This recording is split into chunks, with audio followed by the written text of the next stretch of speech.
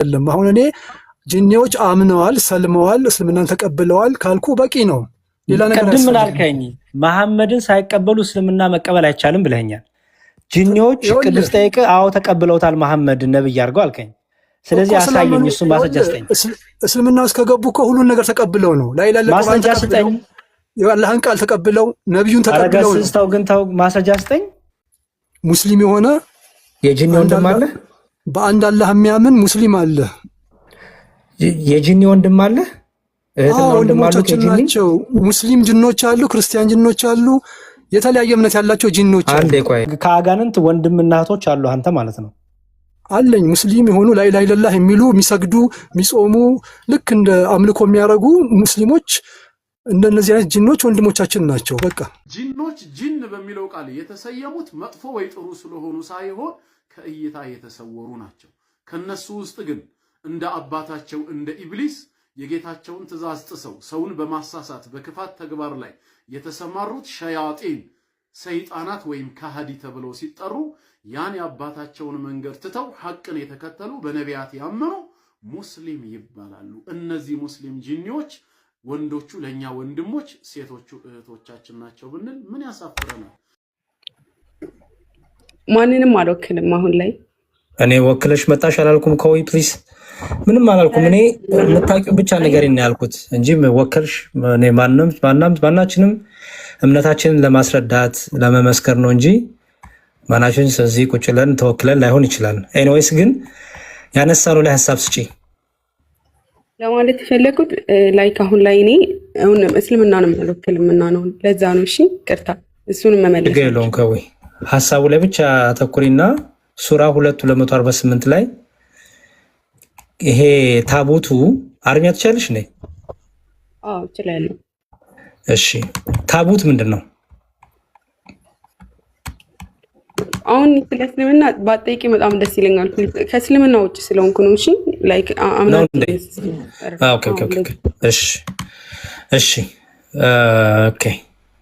እሺ ምንድነው ጥያቄሽ? ከወራት በፊት ተገናኝተን ነበርና አንብቢ ምናምን ብለኸኝ ነበረ። ባይብልን እያነበብኩ ነበርና ኦኬ መዝሙረ ዳዊት ላይ ይቅርታ መዝሙረ ዳዊት 121:4 ላይ እነሆ እስራኤልን የሚጠብቅ አይተኛም አያንቀላፋም ይለናል። እና የማርቆስ ወንጌል 4:38 ላይ ደግሞ እርሱም በስተኋላዋ ትራስ ተንተርሶ ተኝቶ ነበር፣ አንቅተው መምህር ሆይ ስንጠፋ አይገድህምን አሉት ይለናልና እዚህ ጋር እንዴት ነው ባይብል ራሱ እዛው እርስ በርስ እየተጻረረ ነው ወይንስ ደግሞ ብሉይ ኪዳን ላይ የተጠቀሰው አምላክና አዲስ ኪዳን ላይ ያለው ይሄ አምላክ አንድ አይደሉም ነው? ለኔ ጥያቄ የፈጠረብኝ ነው። ችግር የለውም። በመጽሐፍ ቅዱስ እግዚአብሔር አይተኛም አያንቀላፋም ሲባል ማለሰለሽ ረዳት ነው፣ ሁሉን ቻይ ነው። ሁሌም ይረዳናል። ኦኬ ሁሌም ምህረቱ ጥበቃው ከኛ ጋራ ነው ማለት ነው። በባህሪው እግዚአብሔር መድከም የለበትም። በባህሪው እግዚአብሔር ጠባቂ ነው ለማለት ነው። ለምሳሌ እኔና አንቺ እንተኛለን አይደለ? ከዊ አይደል? እንተኛ ማለት ነው የሚጠብቀን አምላክ ይጠብቀናል። ስለዚህ ዳዊት የአምላክን ባህሪ ሲናገር የመለኮትን ባህሪ ሲናገር ምን አለ? እግዚአብሔር በባህሪው ምን አይደለም? የሚያንቀላፋ የሚተኛ አይደለም፣ የሚደክም አይደለም። ኦኬ የሚረዳ ነው። ለዕለት እኛን በመርዳት የሚሰለች የሚደክም አይደለም የሚል ነው። እሱን ያሻረ ከዛ በኋላ ከዊ ክርስቶስ ኢየሱስ ነው በስጋ ተገለጠ። በደንብ አስተውይ። በስጋ ተገለጠ። በስጋ ተገልጦ ከሐዋርያቱ ጋር በስጋ ስለተገለጠ እኮ ምን ተባለለት መሰለሽ? ተኛ፣ ተያዘ፣ ተገረፈ፣ ሰቀሉት እኮ ብለናል እኮ። በስጋ ከመገለጥ አንጻር ፍጹም ሰው ፍጹም አምላክ ስለሆነ አምላካችን ሰው ሆኗል ብለን ስለምናምን ሰው ስለሆነ ደግሞ ከኃጢአት በስተቀር ደግሞ እኛም መስሏል። እኛም መስሏል ማለት ነው። ከድንግል ማርያም ከስጋዋ ስጋ ከነፍሷ ነፍስ ሲካፈል ሰው ሆኗል ማለት ነው። ሰው ስለሆነ ምን ተባለ? ለምሳሌ ተኛ ተባለ። ከዛ ግን አንድ ነገር የሚገምሽ ነገር አለ። ምን? ሐዋርያቱ በደንብ ስሚኝ። ሐዋርያቱ ክርስቶስ እንግዲህ አንቺ ለምሳሌ ከዊ ኃይለኛ ወጀብ ላይ ኃይለኛ ወጀብ ነበር አይደል የሚለው መጽሐፍ ቅዱስ ታነቢው አይደል? አይደል? ኮዊ ሚውትሽን አታንሺ ፕሊዝ። ኃይለኛ ወጀብ ላይ እንቅልፍ ወስድሻል? አይወስደኝም። ኦኬ በደንብ አስተውይ። አሁን እንግዲህ በዛ ጊዜ እንደ አሁን አይነት ዘመናዊ ጀልባ ያለ ይመስልሻል? አይ የለም። ኦኬ ደግሞ ኃይለኛ ነው። መርከቧን ጀልባዋን እያናወጣት ነው። ጌታ ግን ዝም ብሏቸዋል አይደል? ኦኬ ኢየሱስ ክርስቶስ አምላካችን በዛ በሁሉ ወጀብ ውስጥ ማንም ሰው እንቅልፍ አይወስደውም አይደል? ኦኬ ክርስቶስ ግን ተኛ ተብሎ ተናገረ። ከዛ ግን ምን አረጉት? ጸጥ አላቸውና ከዛ ቀስቅሰው ምን አረጉት? ልንጠፋ ነው አይገድህም ምን አሉት አይደል? ከዛ ምን አለ ጌታ? ምን መለሰላቸው? አይሽ አሁን ያችን መስመር ብቻ ካነበብሻት በቃ እንዲህ ልትይ ነው። ከታች ያለውን ካነበብሽ ግን መልሱ ታገኛለሽ። ጌታን ብሎ መለሰላቸው። ቲንክ አንቀጹን አላስታውሰውም፣ ግን ወደቡን ምናምን ማስቆሙን አስታውሳለሁ። ከማስቆሙ በፊት ወጀቡን ከማስቆም ማዕበሉን ከማቆሙ በፊት ምንድን ነው ያላቸው? እምነት የጎደላችሁ ብሎ ሲገሳቸው ዝሻል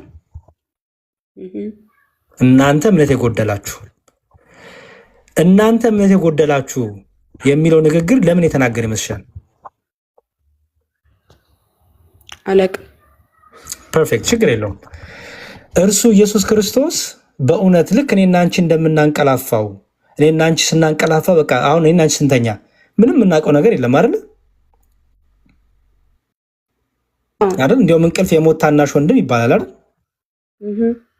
ኢየሱስ ክርስቶስ ግን ተኛ ተባለለት እንጂ በእውነት በባህሪው ከእርሱ የሚሰወር በባህሪው ከሱ የሚወጣ ከሱ ያለፈ እሱ የማያውቀው ነገር ስለሌለ እምነት የሌላቸው አላቸው።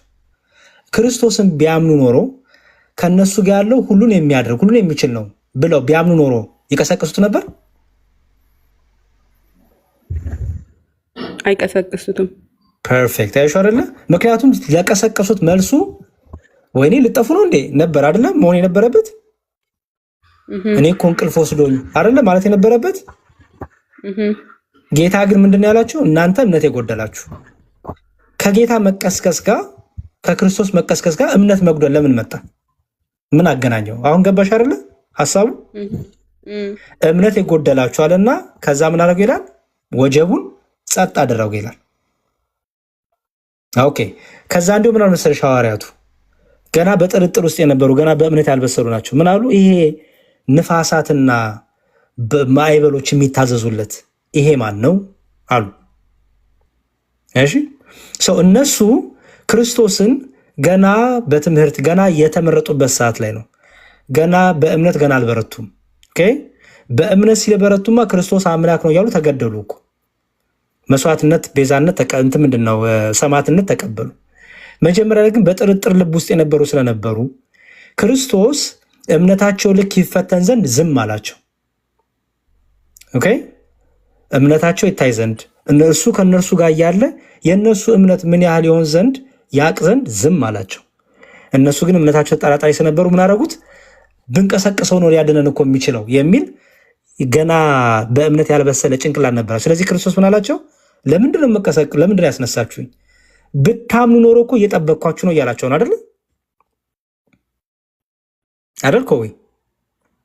አዎ ብታምኑ ኖሮ እኮ እየጠበቅኳችሁ ነው። እናንተን ግን ስላላመናችሁ ቀስቅሳችሁ ወይም አስነስታችሁ አድነን እያላችሁ ጥርጣሬያችሁን አሳያችሁ። ስለዚህ ምን አለ ክርስቶስ? እምነት የጎደላችሁ እናንተ አለና ግን ከዛ ግን ማዕበሉን ወጀቡን ጸጥ አደረገላቸው ማለት ነው። ሶ በባህሪው አምላካችን ሁሌም የሚጠብቀን ነው፣ የሚረዳን ነው። በባህሪው አምላካችን ሁሌም የሚራራልን ነው፣ ከክፉ ነገር የሚጠብቀን ነው የሚለውን ዳዊት በጸሎቱ አስቀምጠልሽ። ክርስቶስ ደግሞ የናመጣና በእኔ ብታምኑ አለ። በእኔ ብታምኑ ኖሮ ባላስነሳችሁ ነበረ። በእኔ ብታምኑ እኮ አዳኙ እኔ ነኝ፣ ጠባቂው እኔ ነኝ፣ እጠብቃችሁ ነበር። እናንተ ግን እምነታችሁ ጥርጥር ውስጥ ስላለ ይህን አደረጋችሁ አለ።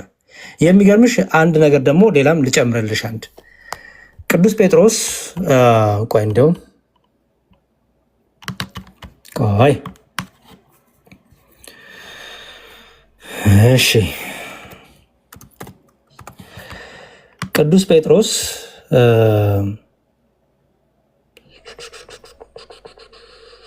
የአሁኑ መልስ መለስኩልሽ ግን ሶሪ።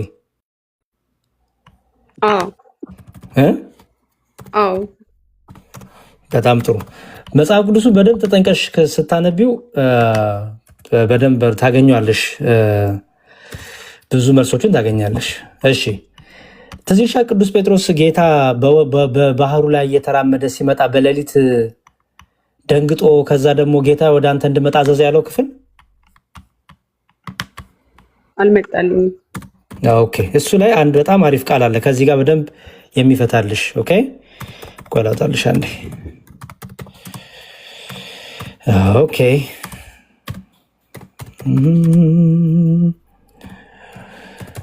ኦኬ እሺ አሪፍ ነው እንደዚህ። አሁን ግን እያስታወስሽ መጣው ድምፅሽ ቲንክ ብዙ አሁን እየገባኝ የመጣ ነው ድምፅሽ። እሺ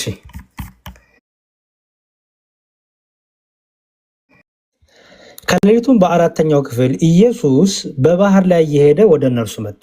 አስተዊ ከሌሊቱ በአራተኛው ክፍል ኢየሱስ በባህር ላይ እየሄደ ወደ እነርሱ መጣ።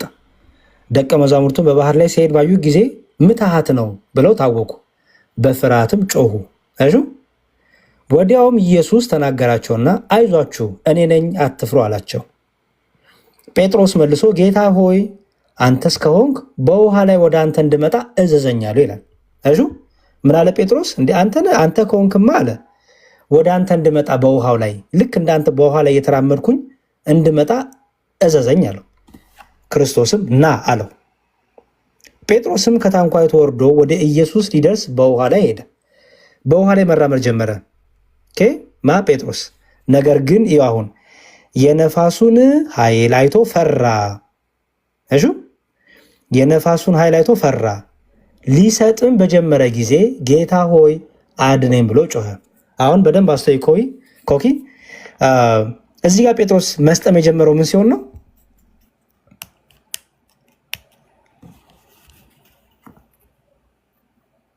ኮዊ መስጠም የጀመረው እየተራመደ የነበረው ጴጥሮስ መስጠም የጀመረው ምን ሲሆን ነው? እኔ እንጃ። ምን ይላል? ይኸው የነፋሱን ኃይል አይቶ ፈራ ሊሰጥም በጀመረ ጊዜ ይላል። ሲፈራ ነው። ሲፈራ ማለት ሲጠራጠር ማለት ነው አይደል? መጀመሪያማ እኮ እየተራመደ እኮ መጥቶ ነበረ። በውሃው ላይ እየተራመደ እኮ መጥቷል ግማሽ መንገድ። መጠራጠር ሲጀምር ግን እየሰጠመ መጣ። እሺ ከዛ ጌታ ሆይ አድነኝ ብሎ ጮኸ። ወዲያው ኢየሱስ እጁን ዘርግቶ ያዘውና ምን አለው ይላል እዚህ ጋር አንተ እምነት የጎደለ ስለምን ተጠራጠርክ አለው። እሺ ልክ አሁንም ጀልባው ላይ የነበረው ታሪክ ይሄ ነው። ክርስቶስ አብሯቸው እያለ በክርስቶስ ላይ አምነው ተስፋ አድርገው እምነታቸውን ልባቸውን ሳያጠራጥሩ ማለፍ ሲችሉ ተጠራጠሩ። ልክ the same thing ጴጥሮስም እዚህ ጋር ሲጠራጠር ማለት ጀመረ፣ መስጠም ጀመረ። ክርስቶስ ምን አለው? እምነት የጎደለ። ምክንያቱም ና ብዬ እኮ እየመጣክ ነው። ና ሲለው ጌታን አምኖ እሺ ብሎ ተነስቶ እኮ መራመድ ጀምሯል ውሃው ላይ። በኋላ ግን ልክ ፈተና ዞር ሲል ንፋሱን ሲያ ወጀቡን ሲያው እየፈራ መጣ፣ መጠራጠር ጀመረ። እየሰጠ መጣ። ጌታ ግን ምን አለው? እምነት የጎደለህ አለው። አይሹ አሁን ጌታ የእግዚአብሔር ጠባቂ ነው አይደለ? እዚህ ጋር አሁን ጴጥሮስ ሲሰጥም ዝም ብሎት ነው ስለማይጠብቀው ይመስልሻል? አይደለም። የእምነቱ መጉደል ነው እንጂ ጴጥሮስን ያሰጠመው ከእግዚአብሔር ዘንድ ጥበቃ ተከልክሎ አይደለም አይደለ? ምክንያቱም እኛ በእምነታችን መጉደል ምክንያት በራሳችን ላይ ብዙ ነገር አላመጣንም። እግዚአብሔር ስለማይጠብቀን እግዚአብሔር ቸል ስላለን ነው አይደለም አይደል? በቃ እንደዛ ማለት ነው። እና ሐዋርያቱ እንደዚህ አይነት ነገር ብዙ ጊዜ ክርስቶስ የእምነታቸውን መጉደል ብዙ ጊዜ እያነሳ ይገስጻቸው ነበር። እና በታንኳ የነበረው በጀልባ የነበረውም ያ ነው። እግዚአብሔር ግን በባህሪው ሁሌ የሚጠብቅ ክርስቶስ የበጎች እረኛ እኔ ነኝ፣ ከኔ ማንም አይነጥቃችሁም አላለም ጌታ? መልካም እረኛ እኔ ነኝ፣ እውነተኛ እረኛ እኔ ነኝ ብሏል እኮ። እውነተኛ እረኛ የሚያንቀላፋ አይደለም። የማያንቀላፋ አይደለም ማለት ነው ሁሌም የሚጠብቀን ነው። ሁሌም የእምነታቸውን መድከም ክርስቶስ ደግሞ እምነታቸው የነቀፈበት እርሱ ግን ከነሱ ጋር ሆኖ እምነታቸውን ያሳነሱበት እሱ ደግሞ የገጸበት ደግሞ ቀጥ ያደረገበት ስልጣኑን ያሳየበት ማዕበልና ንፋስ የሚታዘዙለት እርሱ እንደሆነ ያሳየበት ነው ማለት ነው። ኦኬ አመሰግናለሁ። ችግር የለውም። ከዊ ሌላ ጥያቄ ያለሽ? ሌላኛው ጥያቄ ደግሞ መጽሐፍ ቅዱስ በሚነበብበት ሰዓት ላይ ላይክ እንዴት ነው? ለምሳሌ አሁን ቁርአንን በተፍሲራት ነው አይደለ?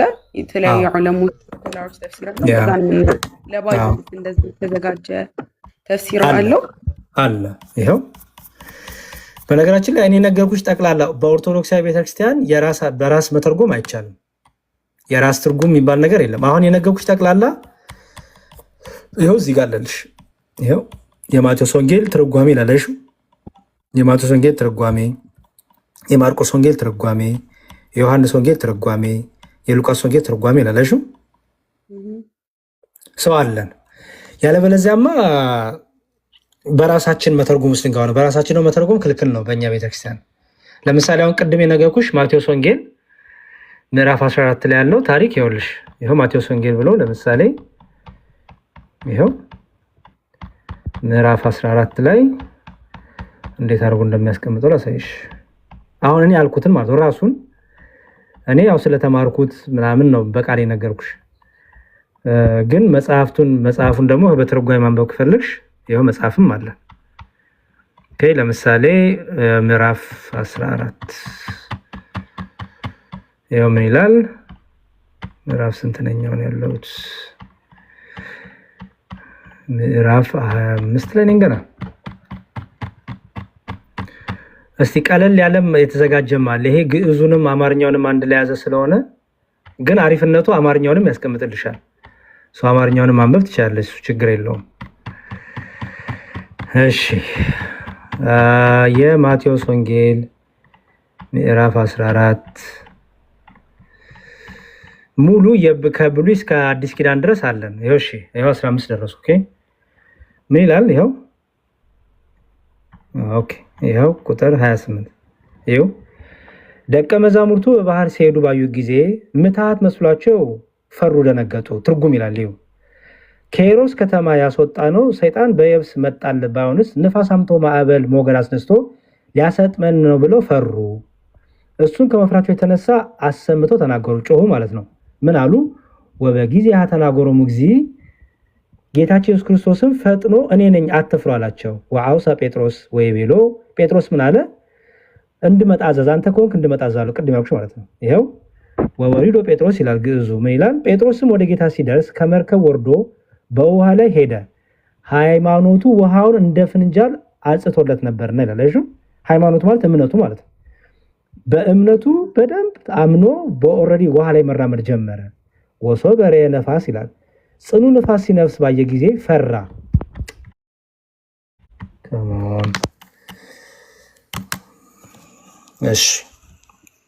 እሺ ያው ጽኑ ነፋስ ባየ ጊዜ ፈራ ማለት ይው ሃይማኖቱን ለቀቀ። ወሐዘ ይሰጥም ወሶበሃ ምን አለ ክርስቶስ ጌታችን ኢየሱስ ክርስቶስም ያን ጊዜ እጁን ዘርግቶ አወጣው።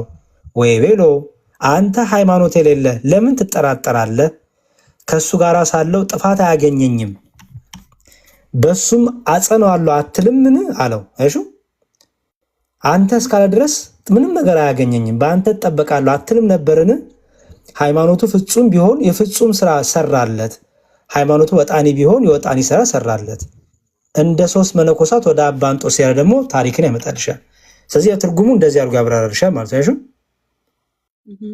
ሰው ትርጉሙ አለ። የሁሉም ከዘፍጥረት እስከ ራዕይ ድረስ ትርጓሜ አለ። እንግሊዝኛ ታነቢያለሽ አይደለ? አይገስ ታነቢያለሽ? አዎ። ኦኬ ካነበብሽ ደግሞ ይሄው ደግሞ ካቴና ባይብል የሚል ደግሞ አለ ዌብሳይት። ኦኬ ካቴና ባይብል ይባላል። እዛ ላይ ለምሳሌ አሁን ማቲው ቻፕተር 14 ማቴዎስ ወንጌል ምዕራፍ 14 ቁጥር ይኸውልሽ እዚህ ጋር ለምሳሌ ፒተር answered and said come but when he saw wind okay እዚህ ጋር እንታየው he was afraid ይላል። ያው እዚህ ጋር ማብራሪያ ስትነኪው እንትማን ንባቧን ኮሜንታሪ ያመጣልሻል። እዚህ ጋር የአባቶችን ኮመንታሪሽን ለምሳሌ እዚህ ጋር እሺ ለምሳሌ ቅዱስ ዮሐንስ አፈወርቅ Peter then having come down from the ship went unto him not rejoicing so much in walking on the water as in coming unto him ቅዱስ ጴጥሮስ ወደ ጌታ እየተራመደ መጣ ይላል ግን ንፋሱ ሲበዛ እየተጠራጠረ እየፈራ መጣ and when he had prevailed over the greater he was on the point of suffering evil from the violence of the wind not of the sea for such a thing is human nature not seldom effecting great things it exposes itself in the less ይላል እሺ መፍራት ባህሪ ነው ግንስ አለ መፍራት ባህሪ ቢሆንም ግን as Elias fell down Jezebel as Moses towards the Egyptians so ሙሴ ግብጽያን እንደፈራ ምናምን ይሄ ናቹራል ነው ግን ይላል even so then this man also while their fear was yet as the height he took courage to walk up to the water አጁ ምንም እንኳን እንደ ሶሶኛው ቢፈራ ግን መጀመሪያ ላይ አምኖ በውሃ ላይ መራመድ ጀምሮ ነበር but against the assault of the wind he was no longer able to stand አጁ ፈተናው እንትኑ ልክ ንፋሱ ወጀቡ ሲመጣበት ግን ምን ያለመጣ እየፈራ መጣ ስለዚህ መፍራቱ አዎ ሰዋዊ ነው ባህሪ ነው ግን ማአምኖ ግን ነበረ እሺ ቢፈራም እንኳን አምኖ ውሃ ላይ መራመድ ጀምሮ ነበረ እምነቱ መጠራጠሩ ግን እያሳጣው መጣ አይደለም ያብራራሻ ማለት ነው እንግሊዝኛም ከቻልሽ ካቴና ባይብል የሁሉም ኮሜንታሪ አለው የብሉይ ኪዳንም የአዲስ ኪዳንም ያው እዚህ ጋር ያው ኦልድ ቴስትመንት ኒው ቴስትመንት ያው የኦልድ ቴስትመንት እንዳለ ከዘፍጥረት ጀምሮ ሙሉ አለልሽ እሺ አመሰግናለሁ ኦልድ ቴስትመንት ደግሞ ይሄው እዚህ ጋር የኒው ቴስትመንት ደግሞ ይሄው ከማቴው ጀምሮ እዚህ እስከ ዮሐንስ ራእይ ድረስ አለልሽ እሺ አማርኛውንም ልክልሻለሁ ኦኬ ሌላ ጥያቄ አለሽ የለኝም አመሰግናለሁ በርቺልን እግዚአብሔር ካንቺ ጋር ይሁን እሺ ገስጽ ተመለስክ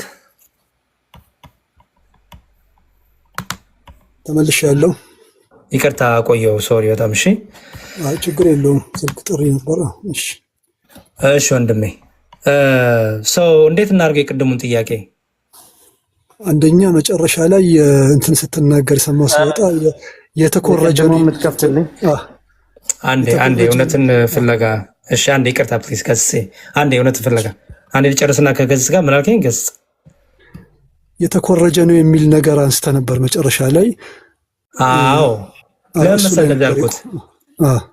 ለምን መሰለው ወንድሜ በመጽሐፍ ቅዱሳችን ላሳይ ተኮረጀ ያልኩበትን ምክንያት ላሳይ ኦሪት ዘጸአት ምዕራፍ 19 ላይ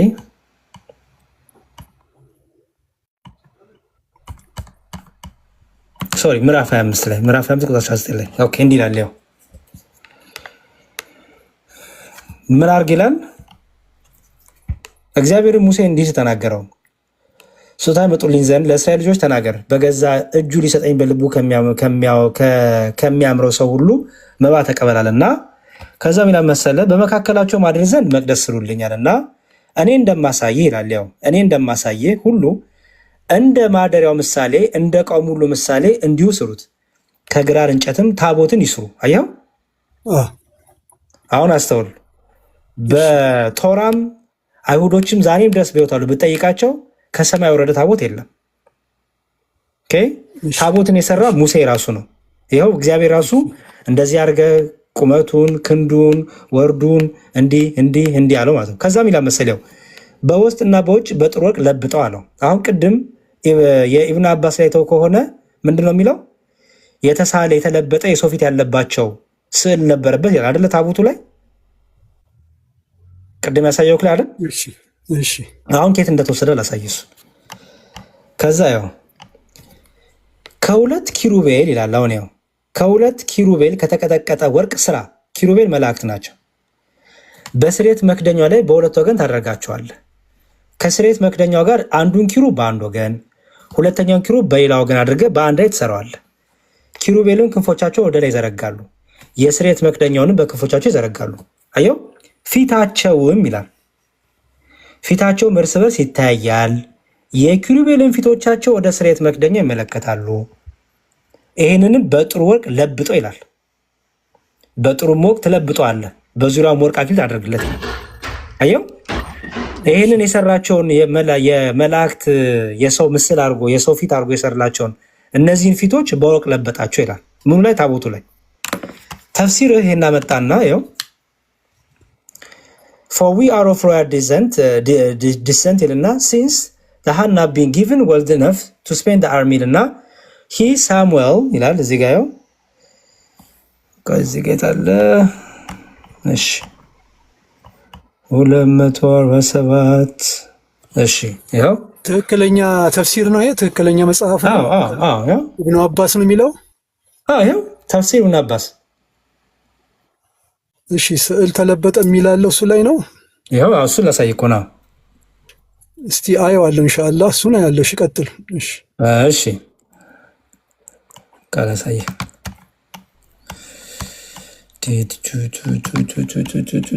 እሺ 248 ያው ኦኬ ሚላል ያው ኢት ኢንክሉድስ ይላል። ይኸው እዚህ ጋር ምን አለው ይላል the wind the trumpet of the victory ድል ሲያደርጉ የሚነፉት ይሄ ምንድነው የሚባለው? ቀርን ይባላል በመጽሐፍ ቅዱሱ ከቀንድ የሚሰራው ማለት ነው፣ እንደ ጥሩምባ ይመስለው። ከዛ ደግሞ ጎልደን ከለር ኢን the form of human face አየው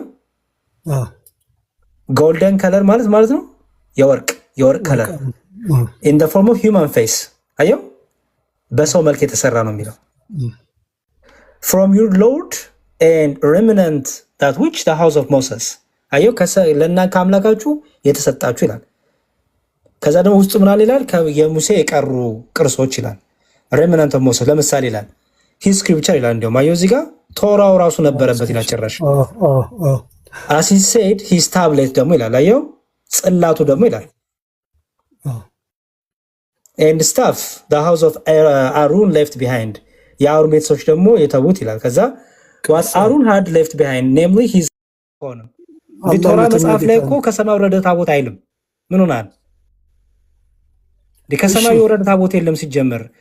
ሙሴ ነው እንጂ የሰራው ያንን ታቦት በእጁ ቀርጾ ቀጥቅጦ የሰራው ከዛ ከወይራ እንጨት የሰራው ሙሴ ነው እንጂ ከሰማይ የወረደ ታቦት የለም። እስልምናው ደግሞ አላ ከሰማይ ወረደ ያለ እኔ ደግሞ ውሸት ነው እያልኩ ነው። ምክንያቱም ባይሁን ታሪክ የእናንተ ይሁን ውሸት የኛ ይሁን ውሸት እሱ አላህ የቂያማ ቀን ይወስነዋል። ኖ የቂያማ ቀን የምጠብቀው ነው በህይወት እያሉ የአይሁድ መጽሐፍ ምንድነው መሰለህ አሁን እዚህ ላይ የዚህን እንትን አንተም መሬት ላይ ነው እኛ ከሰማይ መጣ ይላል። ሁለቱ ልዩነት አለው።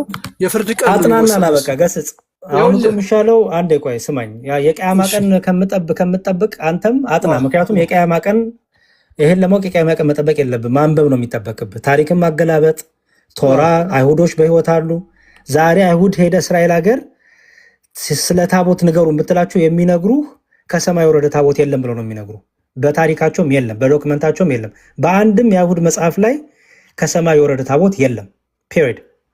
እሺ በሰይጣንና በጂን መካከል ምን ልዩነት አለ በክርስትና? ሲን ደግሞ አስረዳኝ እስቲ።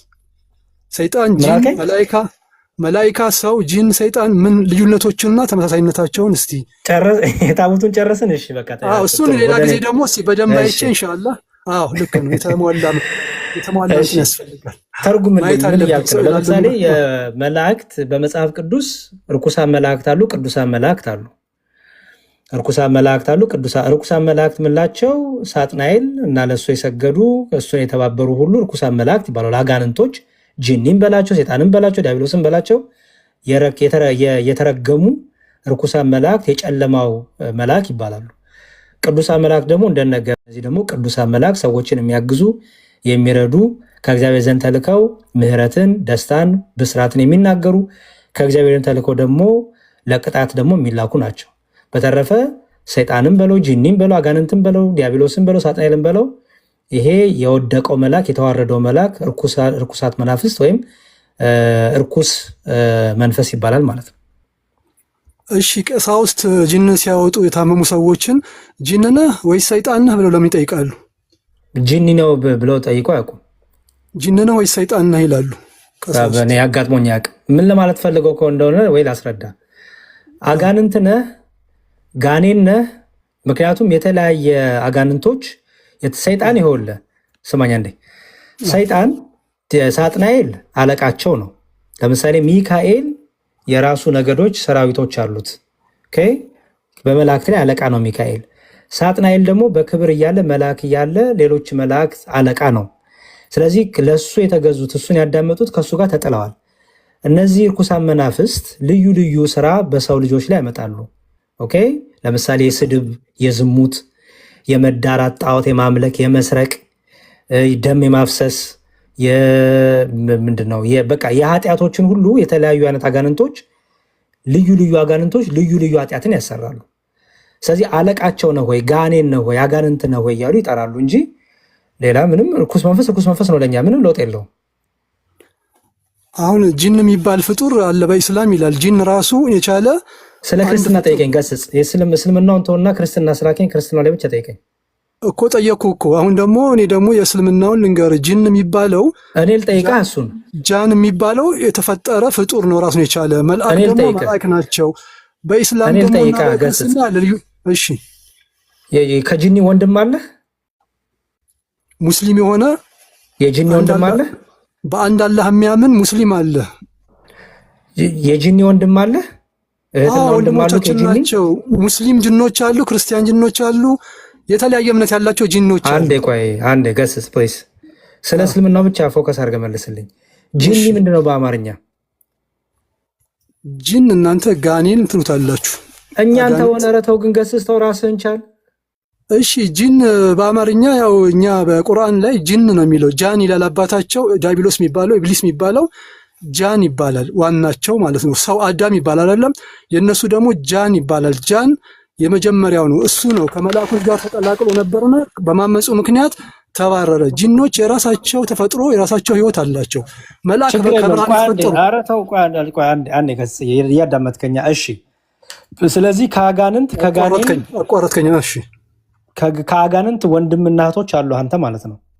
አለኝ። ሙስሊም የሆኑ ላኢላሃ ኢለላህ የሚሉ የሚሰግዱ የሚጾሙ ልክ እንደ አምልኮ የሚያደርጉ ሙስሊሞች እንደነዚህ አይነት ጂኖች ወንድሞቻችን ናቸው። በቃ ምን ለውጥ ወንድሞቻችሁ? ኦኬ፣ ቆይ አንዴ። እሺ፣ የሃይማኖት የመንፈሳዊ ወንድምነት እንጂ። እሺ፣ አንዴ ስማኝ። ቆይ እሺ፣ እነዚህ ጂኖች መቼ ነው የሰለሙት? ነብዩ መሐመድ ሲመጡ ቁርአንን እንዳዳመጡ ቁርአን ይናገራል። ሱረቱል ጂን ላይ የጂኖች ምዕራፍ ላይ ቁርአንን አዳመጡ ነብዩ መሐመድ እንትን ሲሉ ተረባርበው የመጡ ጊዜ ማለት ነው። አዎ፣ ነብዩ መሐመድ አስደናቂ ቁርአን ሰማን አመንን ብለው በአንድ አላህ አመንን ብለው እንደተቀበሉ አላህ ለነብዩ መሐመድ የነገራቸው በቁርአን ይገኛል። ስለዚህ ሰለምቴ ጂኒዎች ናቸው። አዎ፣ ያመኑ በቃ ፈጣሪ ያመኑ። ለዚህ የተፈጠሩት እኮ እንዲያምኑ ነው። ካመኑ ምንድነው መጀመሪያ ምን ነበሩ ከመስለማቸው በፊት? ያው መጀመሪያ አሁን ለምሳሌ የተለያየ እምነት ነበራል ከዛ በፊት። አረባት ገሰጽ። እኔ ስለነሱ ነው የጠየቁ። ከመስለማቸው በፊት እምነታቸው ምን ነበረ? እሱ ሌላ እምነት ሊኖራቸው ይችላል። ግን እኮ ንገረኛ፣ ግምትህን ተውና በተፍሲር አሳየኝ። እነዚህ አንዴ ስማኝ ገሰጽ ፕሊዝ፣ መረጃ እየሰጠኝ እንድታወራ ነው። እነዚህ ሰለምቴ ጂኒዎች ከመስለማቸው በፊት እምነታቸው ምን ነበረ? እሱን እኔ አሁን ላውቅ አልችልም። ይሄንን ግን ከሰለሙ በኋላ ቁርአን እንዳዳመጡና ላኢላሃ ኢለላህ እንደተቀበሉ ሌላም ለአምላካቸው እስልምና የተፈጥሮ አንዴ ቆይ፣ እስልምና የመላእክትም የሁሉም የተፈጥሮ ሃይማኖት ነው አይደል እንዴ? አዎ። ኦኬ፣ ስለዚህ ከመስለማቸው በፊት ሙስሊም ነበሩ። ያው አንድ ፈጣሪን ሊያመልኩ ይችላሉ፣ ወይም ደግሞ ጣዖትን ሊያመልኩ ይችላሉ። እንደ ሰው ማለት ነው። ገስጽ ታውታው ሰዎች እንደ ሰዎች ጂን ነው የምናወራው። ጂኒዎች ጣዖት ያመልካሉ፣ ያመልካሉ፣ ጣዖት ያመልካሉ፣ ያስመልካሉ። ያናጅ ነሱ አይደለም የጣዖት የጂኒዎች ጣዖት ምን ይባላል? ንገረኝ። ሸይጣኖቹ የጂኒዎች ጣዖት ምን ይባላል? ኢብሊስ ነው ዋና ጣዖታቸው። ኢብሊስ ነው። ኢብሊስ ዲያብሎስ ራሱ አንድ ጣዖት ነው። ምን እያልክ ነው ገስጽ? እሱ ነው የሚመለከው። ሰው የሚያመልከው እኮ እሱን ነው። ገስጽ። እኔ ስለ ሰው አልጠየኩም፣ ስለ ጂኒ ነው የጠየኩ። አንዴ ቆይ፣ ጋኔኖች ሙስሊም ነበሩ ወይስ አልነበሩ? መጀመሪያ ይሁን እኔ እየነገርኩ እኮ ነው። ሊኖርም ይችላል፣ ሙስሊም ሊሆን ይችላሉ። እኔ ፕሊዝ ግምትን አቁምና ተፍሲር ስጠኝ። ለምሳሌ ሙስሊም እኔ ከዚህ በላይ መሄድ አልችልም። ይኸውልህ አሁን ግን ከዛ በኋላ ላኢላሃ ኢለላህ ብለው የነቢዩ መሐመድ ቁርአን ተከትለው ሰልመው አንድ አላህን ይገዛሉ፣ ይሰግዳሉ፣ ይጾማሉ፣ ይኖራሉ፣ ኑሮ አላቸው። እኛ ደግሞ ላኢላሃ ኢለላህ ያለ ሁሉ ወንድማማች ነው እንላለን። ያለም ሁሉ የአደም ልጅና ይኸውልህ የአደምና ሔዋን ልጅ ሁሉ ወንድማማች ነው። ሰብአዊነት ይኸውልህ ሰብአዊ ወንድማማች አይደለም። አዳምጠኛ ለምን አታዳምጠኝም? ቆይ አንዴ ዝም ብለህ እያወራክ ነው። ማነው ሻሃዳ ያስያዛቸው? ማነው ሻሃዳ ያስያዛቸው? ሰለምቴ ከሆኑ ሻሃዳ ይዘዋል ማለት ነው። ማነው ሻሃዳ ያስያዛቸው?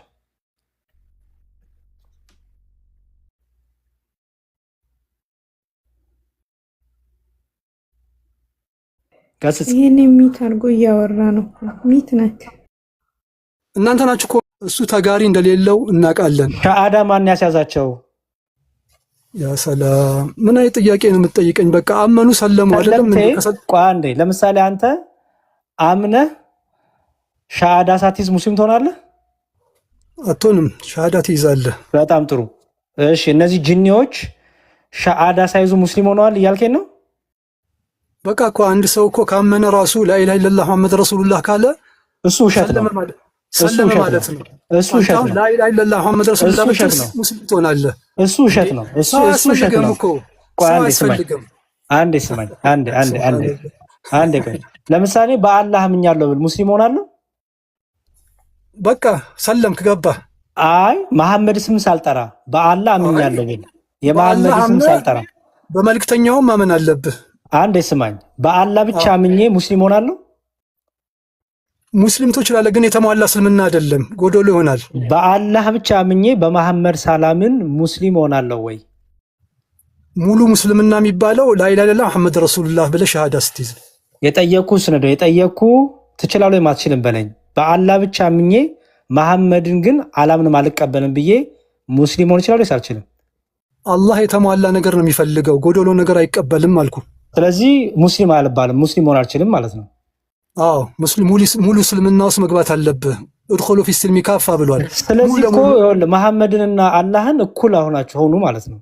አይደለም። ላኢላሃ ኢለላህ ማለት ከአላህ በስተቀር አምልኮ የሚገባው የለም ነው። ሙሐመድ ረሱሉላህ ማለት ደግሞ የአላህ መልእክተኛ ባሪያ አገልጋይ ማለት ነው። አልፈልግም ካልኩስ እኔ በቃ እኔ እንዴት እኩል ይሆናል? በመሐመድ አላምንም። ቆይ ለምሳሌ በመሐመድ አላምንም፣ በመሐመድ አላምንም፣ አላህ አይቀበለኝም፣ አይቀበልህም። በጣም አሁን አንተ አንዴ ስማኝ። እሺ እነዚህ ጅኒዎች በመሐመድ እናምናለን ብለዋል? አዎ ብለዋል። ታዲያ በመሐመድ እናምናለን ብለዋል? እንዴት ሳያምኑ ታዲያ ሙስሊም ይሆናሉ? ስጠኝ ማስረጃውን። እሺ አላህ ማስረጃውን ብቻ ስጠኝ ፕሊዝ። ሻሃዳ ሲይዙ ሲያምኑ፣ እነዚህ ጋኔኖች ሲያምኑ በአላህና በመሐመድ እናምናለን ብለዋል ብለኛል። ማስረጃውን ስጠኝ። እንግዲህ አሁን እኮ አንተ የማይሆን ጥያቄ ነው እየጠየቀኝ ያለው። ይሄ ትክክለኛ ጥያቄ አይደለም። አሁን እኔ ጅኒዎች አምነዋል፣ ሰልመዋል፣ እስልምናን ተቀብለዋል ካልኩ በቂ ነው። ሌላ ነገር ቅድም ምን አልከኝ? መሐመድን ሳይቀበሉ እስልምና መቀበል አይቻልም ብለኛል። ጅኒዎች ቅዱስ ጠይቅ፣ አዎ ተቀብለውታል መሐመድ ነብይ አድርገው አልከኝ። ስለዚህ አሳየኝ፣ እሱ ማስረጃ ስጠኝ። እስልምና ውስጥ ከገቡ እኮ ሁሉን ነገር ተቀብለው ነው። ማስረጃ ስጠኝ። የአላህን ቃል ተቀብለው ነቢዩን ተቀብለው ነው። ግን ተው ማስረጃ ስጠኝ። እኔ ሌላ ጊዜ ላምጣልህ፣ ሌላ ጊዜ አመጣልሃለሁ። አሁን ዝግጁ ስላልሆንኩ ነው። በቃ ዝግጁ ስትሆን ግባ እናውራኛ። አሁን ከኪሳችን ካወራን ጥሩ አይደለም። አይደለም የኪስ አይደለም። ይኸውልህ ዋናውን ነገር ነግሬሃለሁ። ማስረጃውን ስጠኝ። ማስረጃውን ካለመጣ በሌላ ቀን እናውራ። እሺ ኢየሱስ ወደ አምላኬ አላረኩም ይላል። ማድረግ ማለት ወደ ሰማይ መውጣት ነው።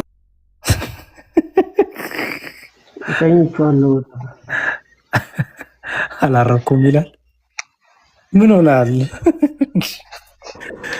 እሺ በጣም ጥሩ እና በቃ ቀጥሉ እናንተ። እንዴ ይቅርታ በጣም እኔ ሌሊት ሆነብኝ፣ ሰዓቴም ሄደ። አሁን ስለ ጂኒ አውርቼ ጸሎት አድርጌ ጨርሼ ልተኛ የነበርኩ ሰውዬ ጂኒ ምናምን ብዬ አሁን እንዴት ነው ነገሩ? በቃ እሺ ቀጥሉ። ቢኒ ካለ ቀጥሉ፣ ሌሎቻችሁ ቀጥሉ ፕሊዝ። እሺ ይቅርታ በጣም መዝሙር አንድ ጥያቄ ልጠይቅ። ከቤተ እምነት ነህ? አይ እኔ እንኳን ኦርቶዶክስ ነኝ። የት ቤተክርስቲያን ነው የምትሄደው? አሁን ያለሁት ኳታር ነው። እኔ ስላሴ ነው የምሄደው። ነን ቲክታክ። እሺ ኳታር ዶሃ ነው። የሆነ የሚጮህ ነገር አለ። እኔ ጋር አይደለም የሚደብደብ ነገር አለ። ቤትን እያፈረስክ ነው እንዴ? ጠይቅ። እሺ ያ ኮንስትራክሽን አለ ዝም ብሎ ለጥቁር ሰው ነው። እሺ ይቅርታ፣ ፕሮፋይልም ስለማይታየኝ ነው። በጣም ይቅርታ። ኧረ የቤተክርስቲያን ምናምን ነው ፕሮፋይል። ኦኬ ስለማይታይ። እሺ ጠይቀኝ። እዚህ የሉቃስ ወንጌል ምዕራፍ 24 ላይ ስለ ኤማሁስ መንገደኞችና ጌታ ኢየሱስ ክርስቶስ እንዳገኛቸው የሚያወራ ክፍል አለ አይደል? እዛ ላይ ከኢየሩሳሌም ወጥተው ሲሄዱ ጌታ ኢየሱስ ክርስቶስ አገኛቸው ይላል። በመካከላቸው አላወቁትም ነበር ካለ በኋላ አብረውት በቤት እንዲያድር እንዲበላ በማዕድ እንዲቀመጥ ከነገሩት በኋላ ይቅርታ ችግር የለውም። ከዛ እንጀራውን አብራችሁ በማዕድ ከተቀመጠ በኋላ እንጀራውን አንስቶ ቆርሶ ባርኮ ሰጣቸው። አይኖቻቸውም ተገለጠ፣ አወቁት። ወዲያውንም ከነርሱ ተሰወረ ይላል። እሺ እና እዚህ ጋር ያለኝ ጥያቄ ይሄ አሁን አብሮ ቆርሶ ከሰጣቸው በኋላ ተሰወረ ሲል ማለት ስለ ቅዱስ ቁርባን ይህንን ነገር ብለን ማውራት ይቻላል ወይ? አንድ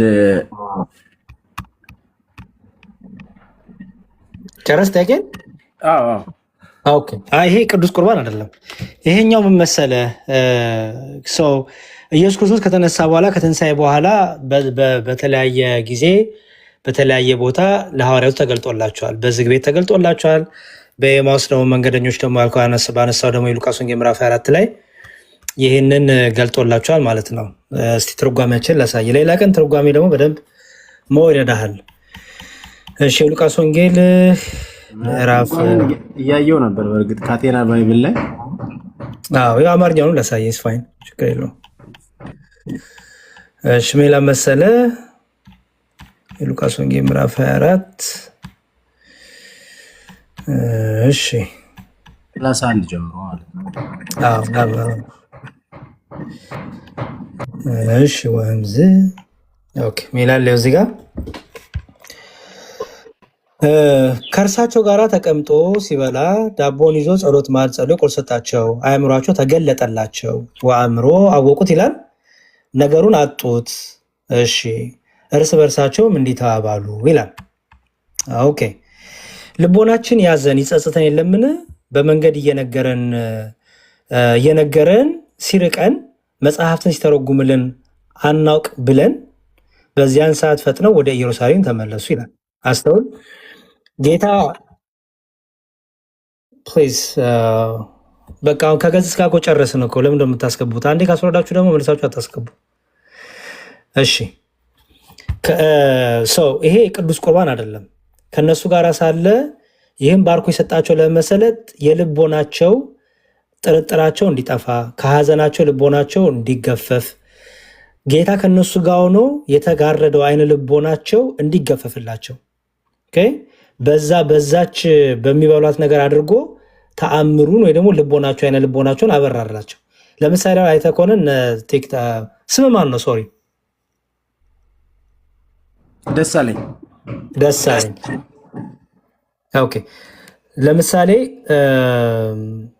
በእግዚአብሔር ስም ማዕድን ባርከ በላ አይደለ? በቤታችን ያለው ማዕድ ሁሌም ባርከል አይደለ?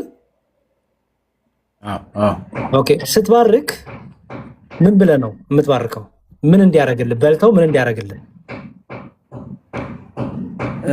እንዲቀድሰኝ እና ለምሳሌ ለጸሎት ለጾም እንዲያበረታን አይደለም ነው አይደል? ከዛ ደግሞ ከሰውነታችን ጋር ተስማምቶ ምን ላለን ጤና እንዲሆነን አእምሯችንን ብሩ እንዲያደርግልን ለሰውነታችን የሚያስፈልገው ነገር ሆኖ ለሰውነታችን ለአይኖቻችን ለእግሮቻችን ለሰውነታችን አካሎች ሁሉ ጤናን የሚሰጥ ብርታትን የሚሰጥ ማስተዋልን የሚሰጥ አርግልን ብን አይደለም የምንጸልየው?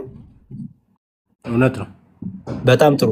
ከምን ጋር የሚገናኝ አይደለም? አሁን ከዘላለም ሕይወት ጋር ከእውነተኛ ከጌታ ስጋና ደም ጋር የሚገናኝ አይደለም።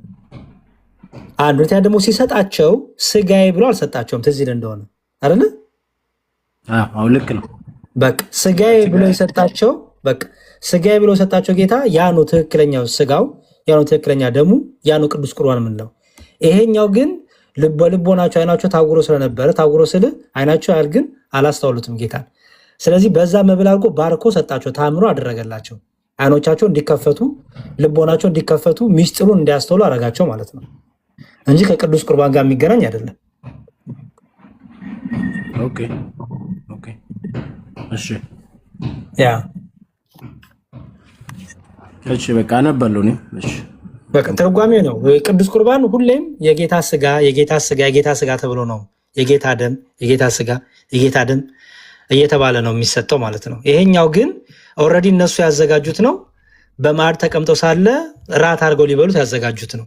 የዴይሊ ምግባቸው ነው። ልዩነቱ ምንድነው ግን ያን ጊዜ ባረከላቸውና አይነ ልቦናቸው እንዲበራ ተአምሩን ድንቅ ስራውን ገለጠላቸው በዛ አድርጎ ለማለት ነው። ኦኬ ከዚህ ከካቴና ባይብል ላይ አንድ ኮሜንተሮች አሉ ሳይ ማለት ነው። እሺ እና ምን ችግር አለው? እሺ ኒው ቴስትመንት ሉቃስ ወንጌል ምዕራፍ 24:31 ላይ እሺ and their eyes opened ይላል። የማን ላንብብልህ? የኦገስቲንን የመጨረሻው የኮርኔሊዮስ መሰለኝ የሚለው ከኤሌመንት ኦፍ አሌክሳንድሪያስ ኮርኔሊዮስ ኦፍ ኦኬ their eyes were opened ይላል። ይኸው see here the power and effect of the Eucharist. It opens the eyes of the mind to the knowledge of Jesus and enables it comprehend heavenly and divine mysteries. For the flesh of Christ possesses a great and illuminative power ይላል። ሰው እያነጻጸረ ያለው ከምን ጋር መሰለ? ይሄኛው እንኳን ቆርሶ የሰጣቸው ምግባቸው ለእነሱ አይኖቻቸውን ከከፈተ እያለ ነው። ኦኬ ይሄ ነው ቅዱስ ቁርባን ነው ወይ ብዬ እንትን እንድል ያደርጋል። አይ አይደለም። ምን ያው their eyes were opened የሚለውን ይዞ ነው አየው። see here ይላል። አሁን አየው see here ይላል። አይናቸው ተከፈተ። see here the power of and effect of the Eucharist. It opens the eyes of the mind to the knowledge of Jesus and enables it to comprehend heavenly and divine mysteries. For the flesh of Christ ይላል አየው possesses a great and illuminative power ያለ ይወጣል። whoever thou art that believes the breaking of bread consoles ያለ ይቀጥላል ማለት ነው። ስለዚህ ይሄኛው እንኳን ባርኮ የሰጣቸው እንጀራ አይነ ልቦናቸውን ከከፈተላቸው ልቦናቸውን ከፈተላቸው ያ ደግሞ የጌታ ስጋማ የክርስቶስ ስጋና ደም እንዴታ እያለ በንጽጽር መልክ እያስቀመጠው ነው። የበለጠውን እያሳየ ነው። ኦኬ ኦኬ እሺ ያ ታንክ ዩ ይወክም እሺ በቃኝ ገሊላይ ከሌቱ ኤማሁስ ጥያቄ አላትና እሷ ብቻ አስተናግድና ከዛ ባክብሮት እንሽልታለን። ኤማሁስ ወይ ሰላም እንዴት ናችሁ? ሰላም ብያለሁ። እግዚአብሔር ይመስገን። ወንድሜ ያሬድ አንድ ጥያቄ ነበረ። እሺ ጠይቂኝ። እሺ እኔ የዘወትር ጸሎት ላይ የሃይማኖት መሰረት ላይ ያለውን የሆነ ትንሽ ግር ስላለኝ እሱን ለመረዳት ፈልጌ ነው። ለጊዜ ጸሎት ሳረግ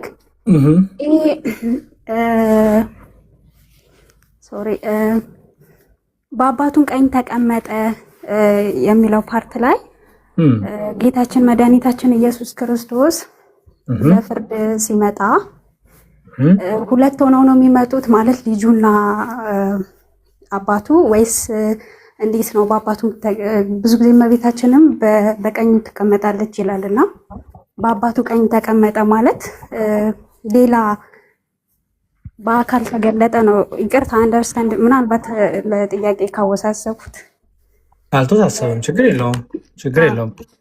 የሐዋርያት ሥራ እሺ ቸርች እሺ ሁለት ሆነው ነው የሚመጡት ለፍርድ ወይስ በአባቱ ቀኝ ተቀመጠ ማለት ልጅና አባት እንዴት ነው? እሱን ነገር ትንሽ ለመረዳት ፈልጌ። የሐዋርያት ሥራ በቀኝ መቆም በቀኝ መቀመጥ የሚለውን እሱ መጀመሪያ መረዳት አለብሽ ማለት እንደሆነ። ለምሳሌ በጎቹን በቀኙ ፍየሎችን በግራው ይላል አይደለ? ኤማውስ እሺ ቀኝ ማለት ነው። እግዚአብሔር ቀኝ እናገራለሁ ማለት ነው። እንጃ እንግዲህ አሁን በጎች በቀኝ ፍየሎች በግራ ከተባለ እግዚአብሔር ቀኝ እናገራለሁ ማለት ነው ወይ ያልኩሽ ነው እኮ። ቀላል እኮ ነው። አዎ አሁን ብትጠየቂ ምንድነው የምትመልሺው? አንቺ አሁን በቀኝ ቆማለሁ ብለሽ አይደለም? በጌታ ሆይ ዳግም በመጣ ጊዜ በቀኝ አቁመኝ ያልሻል? ኦኬ በቀኝ አቁመኝ ስትይ እግዚአብሔር በግራሽ ነው ማለት ነው? አይ ከጻድቃኖች ጋር አቁመኝ ነው ማለት በጣም ጥሩ። ስለዚህ ከዳይሬክሽን ጋር የተያዘ አይደለም ማለት ነው አይደል? ከቦታ ጋር የተያዘ አይደለም። ምን ለማለት ነው? ቀኝ በመጽሐፍ ቅዱስ የእግዚአብሔር ኃይሉ፣ አዳኝነቱ፣ ክንዱ፣ ፈራጅነቱ፣ አምላክነቱ፣ ፈዋሽነቱ፣ መድኃኒቱን ሁሉ በቀኝ ይመሰላል። ለምሳሌ ዳዊት ቀኝ ተጋርደኝ ሲል፣ ቀኝ ተሸፍነኝ ሲል ምን ማለት ይመስላል? ኃይል ጥበቃ ማለት ነው አይደል? ኢየሱስ ክርስቶስ የአብ ቀኙ ይባላል። የአብ ቀኙ ሲባል ምን ማለት ይመስላል? የአብ ቀኙ ሲባል ዓለማትን በፈጠረበት በልጁ ይላል አይደለ? ዓለማት ሁሉ የተፈጠረው በልጁ ነው ለማለት አይደለ? ስለዚህ የአብ ቀኙ፣ የአብ ኃይሉ፣ የአብ ጥበቡ፣ የአብ ክንዱ እኮ ይባላል። ለምሳሌ ነቢያቱ ቀኝህን ልካ አድነን ይሉ አልነበረ? ቀኝህን ልካ አድነን ሲሉ ማን መጣ? ክርስቶስ ኢየሱስ መጣ። በጣም ስለዚህ ያው ቀኝ ሲባል የዳይሬክሽን ጉዳይ አይደለም ማለት ነው። ሜታፎር እንደሆነ እሱ ነው። ኦኬ አሁን ወደ ክርስቶስ ልምጣ። የማቴዎስ ወንጌል የሐዋርያት ሥራ ምዕራፍ 7 ቁጥር 55 ላይ እስጢፋኖስ አንድ ነገር አይቷል። ወደ ሰማይ ትኩር ብሎ ሲመለከት ምን አየ መሰለሽ?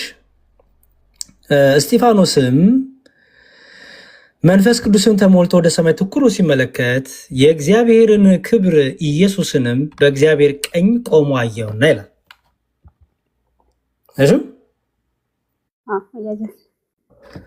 ኢየሱስ ክርስቶስን በእግዚአብሔር ቀኝ ቆሞ አየው ይላል። ስለዚህ በአብ ቀኝ ቆመ ሲባል አብ በግራ ነው ማለት ነው አይደለም? እግዚአብሔርማ በሁሉ የሞላ አይደለ? ለእግዚአብሔር ግራና ቀኝ አለው እንዴ? የለውም። እግዚአብሔር በሁሉ የሞላ ነው። ታዲያ ክርስቶስ በአባቱ ቀኝ ነው ሲባል ከአባቱ ከአብ ጋር እኩል ስልጣን አለው ለማለት ነው። እኩል የሆነች ምክንያቱም ቀኝ የኃይል ስልጣን አላልኩሽም? ለእግዚአብሔር ሲነገር ለምሳሌ ዳዊት ሲጸልይ ጠላቶቼን ቀኝ ታደቃቸው ይላል። ቀኝ ታደቃቸው ሲል በቀኝና በግራ እያለ ይመስልሻል? አይደለም፣ ኃይሉን እየገለጸ ነው። ጎበዝ። ስለዚህ በእግዚአብሔር ቀኝ ቆሞ ሲባል ምን ማለት ነው? ከአባቱ ከባህሪ አባቱ ከአብ ከባህሪቱ ከመንፈስ ቅዱስ ትክክል ስልጣን ያለው ማለት ነው። በስልጣኑ በግርማው በኃይሉ በአንዲት በሆነች ስምረት በአንዲት በሆነች ፈቃድና ስልጣን በአንዲት በሆነች መለኮታዊ አገዛዝ በአንዲት በሆነች አምላክነት አየሁት በስልጣን ማለት ነው። ገባሽ? በጣም ጥሩ። ስለዚህ ክርስቶስን በአባቱ ቀኝ ቆሟል ሲባል ከምን ጋር ነው የሚነገረው ማለት ነው? አብ በግራ መንፈስ ቅዱስ እንዲሁ በመሃል ወይ ደግሞ እንደዚህ ማለት አይደለም። ለምሳሌ አሁን የሥላሴን ምስል እናያለን አይደለ? የሥላሴ ምስል ስታይ አብ ወልድ መንፈስ ቅዱስን ይሄ አብ ነው ይሄ ወልድ ነው ብለሽ ማስቀመጥ ትችላለሽ? አልችልም። አንድ ናቸው። አንድ መልክ ነው የምታየው አይደለ? በቃ አንድ መልክ ያየሽበት ምክንያት ፍጹም አንዲት የሆነች እውቀት፣ እኩል የሆነች ስምረት፣ ፈቃድ፣ አንዲት መለኮት፣ አንዲት ስልጣን አለ ማለት ነው። ለምሳሌ ስንናገር እንኳን የሥላሴ ስናስ ከሶስቱ ቅዱስ አንዱ ቅዱስ እናለን እንጂ ከሶስቱ ቅዱስ ሁለተኛው ቅዱስ አትይም አይደለ? አሁን ከሶስቱ ቅዱስ ሁለተኛው ቅዱስና ከሶስቱ ቅዱስ አንዱ ቅዱስ ልዩነቱ ምንድን ነው? ምን ይመስላል? አንድ ናቸው። ኖ አይ ለምሳሌ ከሶስቱ ቅዱስ ሁለተኛው ቅዱስ ብልና ከሶስቱ ቅዱስ አንዱ ቅዱስ ብል ልዩነቱ ምንድን ነው? ከሶስት ቅዱስ አንዱ ቅዱስ ብል ከሶስቱ ቅዱስ ሁለተኛው ቅዱስ ስልና ከሶስቱ ቅዱስ አንዱ ቅዱስ ስል ትርጉሙ ልዩነቱ ምንድን ነው? አንዱ ቅዱስ ያልከው እግዚአብሔር አንድ መሆኑን ነው። ያኛው ሁለተኛው ቅዱስ ግን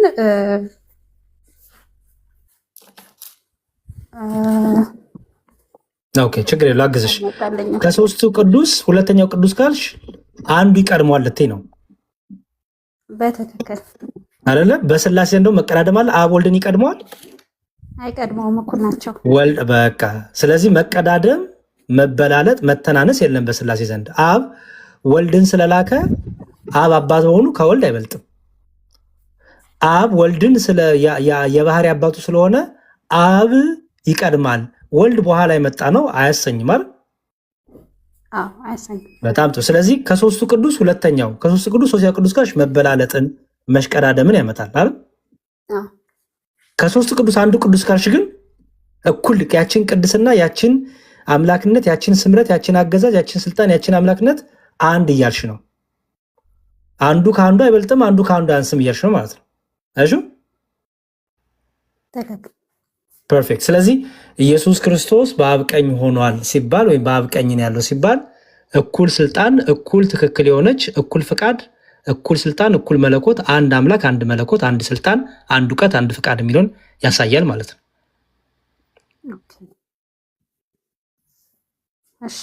ግልጽ ነው? አዎ ገብቶኛል። አመሰግናለሁ። ቃሎት ያስ በርቺ። እሺ፣ አሜን፣ አሜን፣ አሜን። እሺ ቤቲ በሉ እንግዲህ አሰናብቶኝ። እሺ ቃሎት ያሰማልን። በጣም ነው የምናመሰግነው። እኛም ተምረናል። እግዚአብሔር ያክብርል። አሜን፣ አሜን። አሁን ለቅ ያለ እንቅልፍ ሰድ እንግዲህ አሁን ጂኒዎቹ ወጥቶ ኦልሬዲ ጂኒዎቹን አባራሪች ልንጎበዝ